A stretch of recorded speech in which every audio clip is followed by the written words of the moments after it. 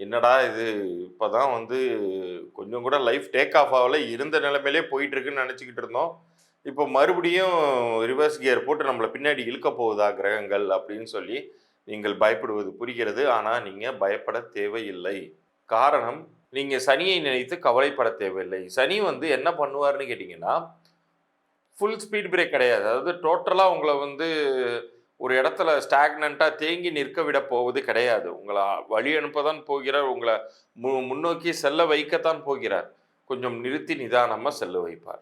இப்ப இந்த 1 வருடம் மட்டும் இல்லாம எனக்கு எல்லா வருஷமுமே நல்லா இருக்கணும் லைஃப் அப்படின்னு ஆசைப்பட்டீங்கன்னா, இறைவன் இந்த காணொளி மூலமாக இதை நீங்கள் இப்போது இந்த நிமிடம் கண்டுகொண்டிருப்பதன் மூலமாக உங்களுக்கு ஒரு வாய்ப்பை தருகிறார்ன்னு நான் சொல்லுவேன். அது என்னங்கிறத நான் இந்த பகுதியின் இறுதியில சொல்றேன். டிவோட்டி நேஷன் நேயர்களுக்கு சதீஷ் ராவின் வணக்கங்கள். 2026 நம்ம நெருங்கிட்டு இருக்கோம். நிறைய நல்ல விஷயங்களை நம்ம எதிர்பார்த்து காத்துக்கிட்டு இருக்கோம்னே சொல்லணும். பட் ஆனால் இப்போ வரைக்குமான சூழ்நிலைகளில் யாருக்குமே பெரிய ஒரு முன்னேற்றங்கள்ங்கிறது ஏற்படலையே அப்படின்னு தான் வியூவர்ஸோடைய கேள்வியாக இருக்கு. 2026 நமக்கு நல்லது பண்ணுமா அப்படிங்கிற ஏக்கம் ஒவ்வொருத்தருக்குமே இருக்கவே செய்யுது.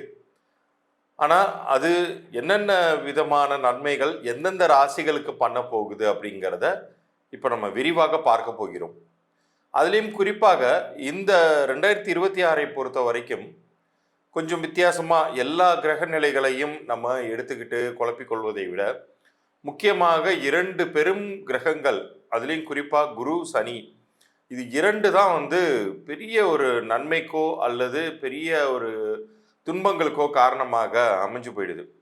அதாவது சனி வந்து ஒன்று தண்டனை தருவார் அல்லது கொடுக்கப்பட்ட தண்டனை காலத்தில் இருந்து விடுவிப்பார். குரு வந்து என்ன பண்ணுவார்னா எவ்வளவு ஒரு சிரமமான காலகட்டத்திலையும் ஒருத்தனை காப்பாற்றி விடுவார். ஸோ இந்த 2 கிரகங்கள் உங்களுக்கு எப்படி வேலை செய்யுதுங்கிறத பார்த்தாலே இந்த 2026 பேட்டர்னை நீங்கள் புரிந்து கொள்ளலாம். அதை நான் முன்னிறுத்தி ஒரு வித்தியாசமான ஒரு பதிவாகவும் அதே சமயத்தில் ரொம்ப ஒரு தெளிவான பதிவாகவும் கொடுக்கணும்னு நான் ஆசைப்பட்றேன்.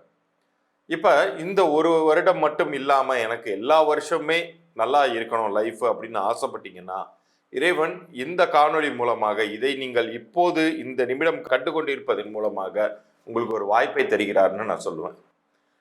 அது என்னங்கிறத நான் இந்த பகுதியின் இறுதியில் சொல்கிறேன். அது ஒரு எண்கணித ரீதியான பலன்கள். உங்களுடைய பிறந்த தேதி, உங்களுடைய பெயரை வைத்து அது உங்களுக்கு வாழ்க்கையில் என்ன மாற்றங்களை கொண்டு வரும், வாழ்நாள் முழுக்க எப்படி கொண்டு வருங்கிறத இந்த பகுதியின் இறுதியில் சொல்ல போகிறேன். அது நம்பர்ஸை பேஸ் பண்ணுது. ஸோ உங்களுடைய வாழ்க்கையில் ஒரு சில இலவச குறிப்புகள் இந்த காணொளி மூலமாக உங்களுக்கு கிடைக்க போகுது. அதனால் பகுதியை முழுமையாக பாருங்கள். அதில் நான் சொல்லியிருக்கிற மாதிரி எனக்கு தகவல்கள் அனுப்பும்போது உங்களுக்கான இலவச புது பலன்களை 3 நாட்களுக்குள்ளார நான் அனுப்பி வைக்கிறேன். மேஷ ராசிக்கு இந்த 2026 எப்படி இருக்க போகுது அப்படிங்கிறத விரிவாக பார்க்க போகிறோம்.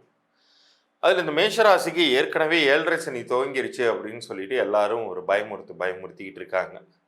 என்னடா இது இப்போதான் வந்து கொஞ்சம் கூட லைஃப் டேக் ஆஃப் ஆகல. இருந்த நிலைமையிலே போயிட்டு இருக்குன்னு நினச்சிக்கிட்டு இருந்தோம். இப்போ மறுபடியும் ரிவர்ஸ் கியர் போட்டு நம்மளை பின்னாடி இழுக்க போகுதா கிரகங்கள் அப்படின்னு சொல்லி நீங்கள் பயப்படுவது புரிகிறது. ஆனால் நீங்கள் பயப்பட தேவையில்லை. காரணம், குரு வந்து உங்களுக்கு கேந்திரத்தில் நிற்க போகிறார் 2026. அப்போ கேந்திரஸ்தானம் அப்படிங்கிறது வந்து மிகப்பெரிய பாக்கியங்களை தரக்கூடியது. குரு வந்து இது போன்ற ஒரு சுகஸ்தானங்களில் நிற்கும் பொழுது அவர் நிறைய முன்னேற்றங்களை உங்கள் லைஃப்பில் வந்து கொண்டு வந்து தருவார். அவர் பார்க்கக்கூடிய இடங்கள் அனைத்துமே வந்து சுபீட்சம் அடையும். அந்த வகையில் வந்து உங்கள் லைஃப்பில் நிறைய நல்ல பலன்கள் அப்படிங்கிறது உருவாகவே போகிறது. நீங்கள் எதை பற்றியும் கவலைப்பட தேவையில்லை.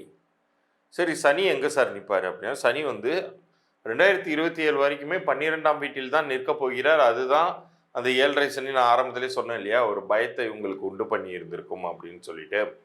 அதுவுமே பயப்படுவதற்கான ஒரு காலகட்டம் கிடையாது இந்த 2026 பொறுத்த வரைக்கும்.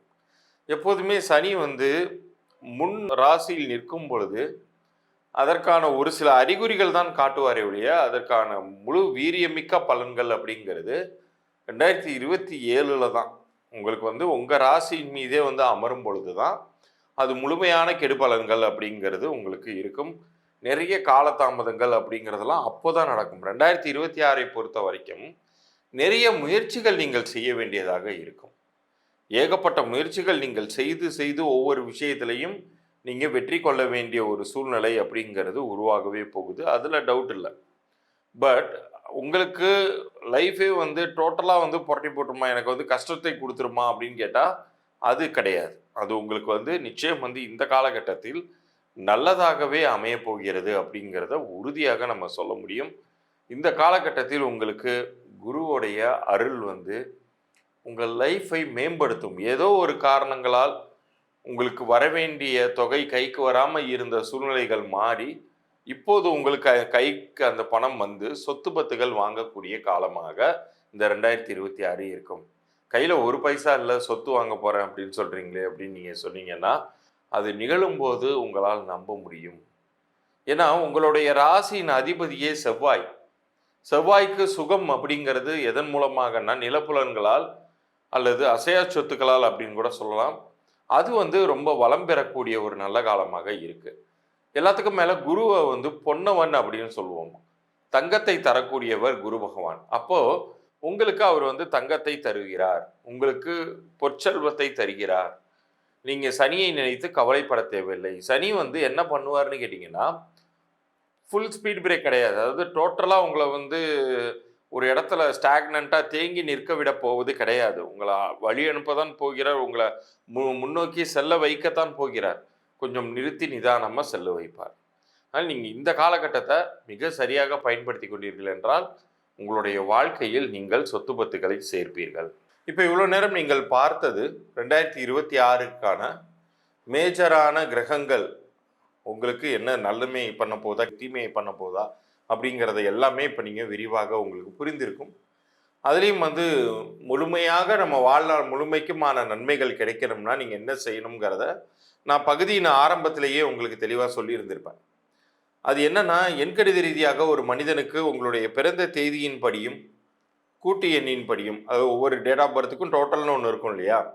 உதாரணத்திற்கு 1/1/2026னா அது அப்படியே ஒரு பேப்பர் எழுதிட்டு ஒவ்வொரு நம்பர் பக்கத்துலேயும் ப்ளஸ் போட்டிங்கன்னா வரக்கூடிய கூட்டுத்தொகையும் ஒன்னோட ஒன்று நீங்கள் கூட்டி பார்த்தீங்கன்னா 2ஆம் எண் வருவதை நீங்கள் பார்க்கலாம். ஸோ அதுதான் வந்து பிறந்த தேதி கூட்டு எண் அப்படின்னு நம்ம சொல்லுவோம். அந்த 2 எண்களுக்கும் பொருத்தமானதாக ஒருவருடைய பெயரை திருத்தி அமைத்து கொள்ளும் பொழுது, நல்லா கேட்டுக்கோங்க, உங்கள் பெயரை முழுசாக மாற்றுவது கிடையாது, திருத்தி அமைத்து கொள்ளும் பொழுது அந்த இடத்துல உங்களுடைய பெயரே மந்திரமாகவும் உங்களுடைய உடலை இயக்கக்கூடிய எந்திரமாகவும் உங்கள் லைஃப் செயல்பட ஆரம்பிச்சிடும். எத்தனையோ பெரிய பெரிய மனிதர்களுடைய வாழ்க்கையை வந்து புரட்டி போட்டிருக்கு இந்த எண்கணித பெயர் அப்படிங்கிறது. ஏஆர் திலீப்பாக இருந்தது வரைக்கும் அவருக்கு கிடைக்காத வாய்ப்புகள் அவருடைய திறமையை மகுடத்தில் ஏற்றி வைத்தது ஏஆர் ரஹ்மான் என்று மாறிய பொழுது. இது வந்து ஒரு சின்ன எக்ஸாம்பிள். இது மாதிரி எல்லா பெரிய மனிதர்களுக்குமே இயற்பெயர்னு ஒன்று இருக்கவே செய்துச்சு. அது கொடுக்காத வாய்ப்பை அவர்களுடைய லக்கியான நேம் நம்பர் வந்து உருவாக்குனுச்சு. இதை பார்க்கக்கூடிய உங்களுக்கு உங்கள் பெயர் பொருந்திருக்கா இல்லையா அப்படிங்கிற தகவல்கள் வரைக்கும் மாத்திரம் நான் இலவச பொது பலன்களாக தருவதாக இருக்கேன். அதற்கு நீங்கள் செய்ய வேண்டியது உங்களுடைய பிறந்த தேதி, உங்களுடைய முழு பெயர், அப்புறம் உங்களுடைய வியாபார பெயர். ஏதாச்சும் வியாபாரம் பண்ணிக்கிட்டு இருந்தீங்கன்னா வியாபார பெயரையுமே நீங்கள் அனுப்பலாம்.